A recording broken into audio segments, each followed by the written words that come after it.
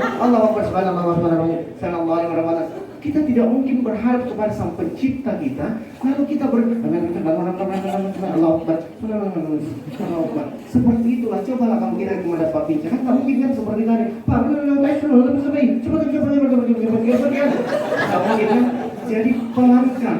Mari kita mencoba ini untuk diri saya dan kita semua, pelankan sholat.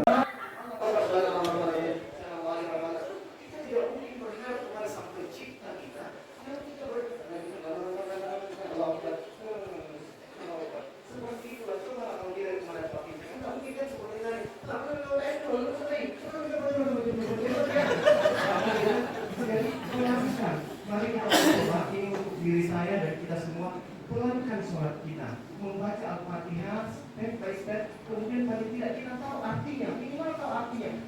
Wajib saja. Kalau kita tidak tahu setelah Al-Fatihah tidak masalah, yang penting kita tahu Al-Fatihah artinya apa.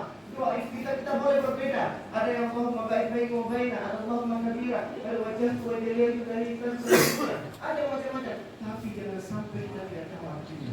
Kita sekedar membacanya kalau kita tidak tahu artinya. Ingat, di dalam bahasa Arab, kalbu dan kolbu itu berbeda.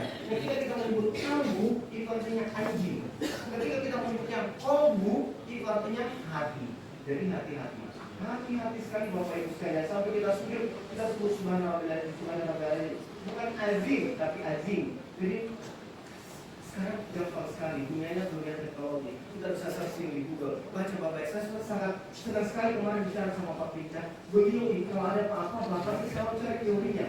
Ya, saya sampai kepikiran kemarin Pak, sampai ke kampus itu ya, ketika disuruh main gol, Bapak katanya kurang tahu, baca di teori. Bapak ada apa-apa, pasti cari teorinya, cari bukunya, belajar bukunya. Ini yang harus ada pada jiwa kita. Jangan sampai ada batasan di diri kita, lalu kita tidak mau belajar. Hati-hati nih, jangan sampai anak-anak jangan nanti kelatih. Nah, anak-anak ini kan sekarang banyak sekolah Islam terpadu. Sementara kita Bapak tidak tahu artinya di Bismillahirrahmanirrahim. Apa di Bapak? Ini kan tidak enak tidak seperti itu kan.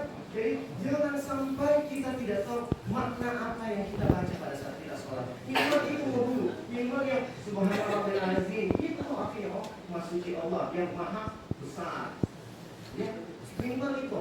Tidak usah macam-macam dan sebagainya. Ya, paling tidak membaca makna apa arti dari bacaan sholat kita. Karena tidak mungkin kita berbicara kalau kita tidak tahu apa ya maksudnya kita. Ya, semoga ini menjadi hiburan buat saya juga dan kita semua. Sekali lagi kita di sini adalah seri-seri saja yang bicara ini hanya menjual besi kuning. Semoga kita menjadi hamba-hamba yang senantiasa berrahmat. Ingat, hari ini hari Jumat banyak-banyak yang meminta doa, apalagi saat hujan turun. Itu ada hadis Nabi di dalam bekerja, ada di dalam hati saya Allah selalu mengingatkan bersih seperti itu. Sering-sering menyebut nikmat dari Allah. Wa amma bi ni'mati rabbika hadis. Dan ada pun orang-orang yang sedang menyebut nikmat Allah. Dan Allah Allah iman dikasih begini, dikasih sama Allah, dikasih yang ini, dikasih rezeki. Sering-sering menyebut begitu. Karena niscaya Allah akan menambahkannya. Semoga kita menjadi orang-orang yang senantiasa mendapat hidayah dari Allah. Sekali lagi terima kasih. Apa